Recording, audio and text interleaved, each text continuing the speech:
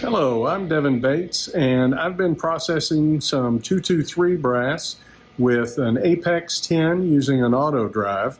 Figured out a few little tips and tricks along the way, and I wanted to share them with you guys.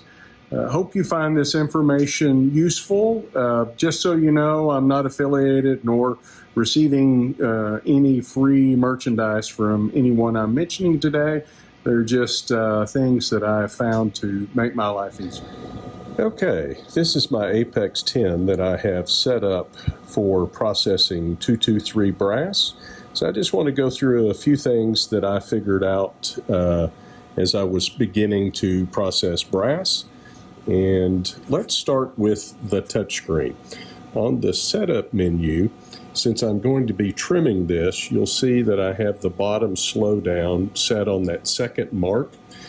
We're barely taking any brass off, but we do want to slow the unit down as it comes down to the case so that we get a nice smooth trim. So I recommend that. No need for a top or bottom dwell because we're not dropping any powder. Also, another setup thing for 223 is that your spring, your retention spring, needs to be very loose.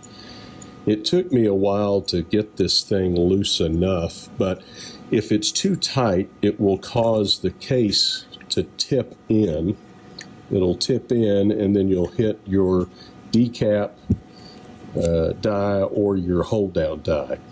And speaking of those dies, I love these FW Arms auto centering decap and hold down, the dynamic hold down.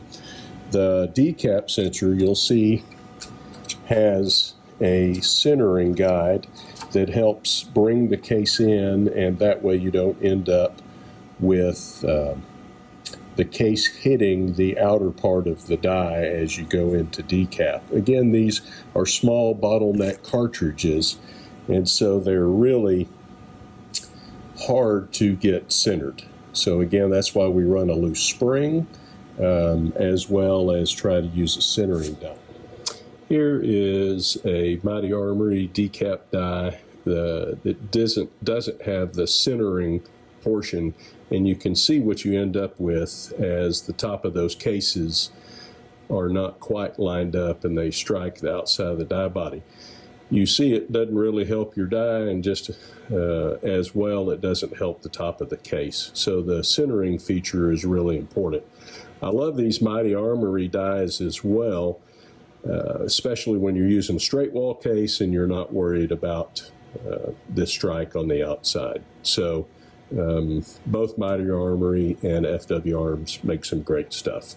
The other thing I really like about this dynamic hold down die is, again, you'll see here it's got the centering collar, but then there's also a spring on the hold down because I'm processing brass from a range, and so there's a tremendous amount of variation in the head stamps, and some of the dimensions at the bottom of the case are quite different, and so that hold down has a spring in there to allow for just subtle differences in the thickness of the base or where the primer pocket sits in the case. I have no affiliation with these folks, but I have found these to be the best dies when you're processing brass en masse. Also, the Mark VII trimmer is really nice. It just covers one station. So if you wanted to trim brass while loading it, you can. You have room for all of your other dies and powder measure around it. I prefer not to because I would have to lose my powder check die to make sure that received a proper charge. And also, as you're processing brass from the range, you'll have a fair number of stoppages when you hit a burred-in case, or you hit one that's just a little too tight primer pocket, or there's issues with it. And I don't like trying to keep up with, did powder drop right or not, or where's my bullet, and things of that nature. So that's why I prefer to process my brass before I then begin to load. It just makes the loading so much easier.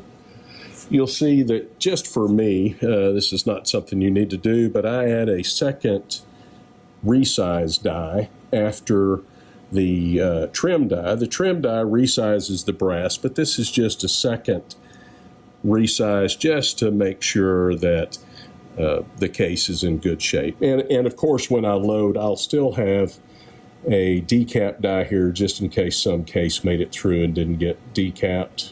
That way I don't run into an issue when I'm swaging or either putting a primer in there. But one of the most important things really is this loose spring. If not, you're really going to be hammering some of your dies. Here are some examples of cases where, I had a stoppage. You can see that primer didn't want to fully eject. I think I have some ringers in here somewhere. Again, these are all just,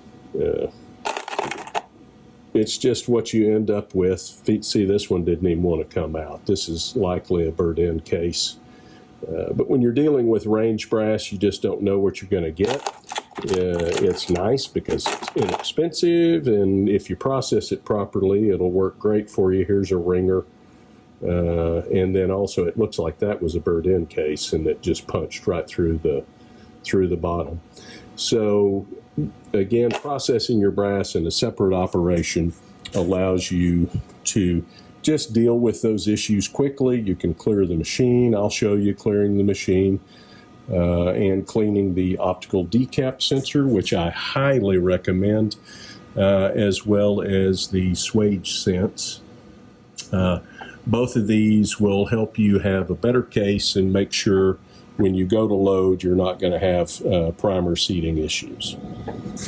Two other items that I forgot to mention on setup is you'll see that I removed the primer disc, and then I've also backed out the primer depth screw so that the rocker arm down here for the primer is not moving up and down. There's just no reason to have unnecessary wear in those sections. I also have a primer orientation sensor that goes right here, and that has a pin that goes up and down to check the primer pocket, and I didn't want that wearing as well. I'm processing several thousand rounds of brass, so I went ahead and pulled that sensor out while I was just processing brass. There's no need for it. You'll see I have the bullet orientation sensor, which is just a laser. There's no mechanical action on that one, so I left that in place so I don't have to reset it. When I'm processing brass, I like to do 500 cases at a time. That's what fills up the bin on my loader, and so it's also just a good time to stop and check everything and clean. So you just go up here, go to set brass, type in 500 rounds and enter. You'll notice that I have stop at 21 located there. To clear my machine from the case feeder is 21 cases for 556. So I'll just turn off the case feeder at this knob when it stops at 21, and by the time all of the cases are gone, I'll be at 0 on my counter and ready to go again. So once again, this isn't a critical thing, but it just helps me have a little stopping point. I empty my bin and check everything, clean stuff, and make sure I'm ready to go. It just keeps things rolling. You'll see my highly expensive cardboard cover here. Every now and then a case will get kicked out of your feeder and fall down, and I don't want a case that's not been processed to show up in my bin. And while this isn't foolproof, there's still this area where it can fall in. It just helps reduce the chance of that occurring. When I'm showing the actual processing stage, the vacuum cleaner is pretty loud, so I'll turn off the audio on the recording and then record over. So now we are finally processing brass. You can see the machine is moving along at a nice clip. The speed at which you're able to work with your brass or load with this unit allows you to go ahead and separate the two processes and not really lose a lot of ground. We want to see this moving along nicely like this. In a minute, we will see a stoppage and talk about how to address that. While you're processing brass or loading, you can always go to your screen and hit the monitor button, and you will see your rate. Right now, we're operating at 1,854-ish rounds per hour, and the machine is set on 2,500, but because of the slowdown at the bottom for the trimming, it actually lowers that amount a little bit. It's important as you go along to continually check your brass to make sure that, in this case, since we're trimming, our trim length is still in good shape. Make sure that your die hadn't moved or something is changed. After I check the length, I like to use a case gauge just to make sure that we're resizing the brass properly. And one of the handiest things you'll find is a primer pocket gauge. This will allow you to make sure that your swage is still operating properly and make sure that when you go to prime, it'll work. Here we are loading. I like to have the disc on the case loader going in a clockwise direction. There's a little ramp up there and it helps it feed better. As you see, we just had a stoppage. When we look at the screen, it'll tell us what's going on, and it's saying that the optical sensor needs to be cleaned. So what we will do at this point is go ahead and pull the case out of the shell plate and get ready to clean.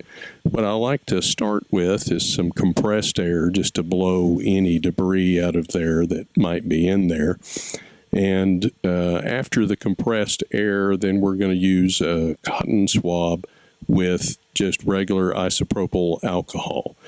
You're going to want to go down into the sensor and try and clean the internals there. There are 4 sides to it, so I try and feel like I'm going down each side and getting the debris off of the little plastic window. Once this is done, I like to take the case out of the swage station and check it. Oftentimes when I get this stoppage, it's because the case that just went through really dumped a lot of junk and it's really not a good case. So I just check it out. At this point, we try and resume, but you see I had another error telling me that it's still not clean, so I went with the compressed air, put the case back in, ready to go, and once again we get the error. So now we're going to have to move to the next step. As you can see, the machine has stopped a couple of times saying the optical sensor needs to be cleaned. So once this happens a few times, you just want to go ahead and pull the sensor off of the machine and wipe it down. You could see a fair amount of oil and grease had deposited on the bottom of this sensor. Once you pull the sensor off, some alcohol on a swab will allow you to get down in there and make sure that the area where the sensor is located is clean. Again, it's an optical sensor, so if there is anything on the little plastic chute that the primers fall through, it will not be able to sense a primer and you'll get a stoppage saying no primer. Now that we've cleaned the sensor and put it back on the machine, you can see we are operating as normal. This is what we want to see and allows us to get some brass clean. I hope you found at least something helpful in this video. I look forward to maybe shooting some future videos, possibly while loading ammunition using this Apex 10. I love the press, and I know you will as well if you get one of these. So thanks again, and I hope to see you soon.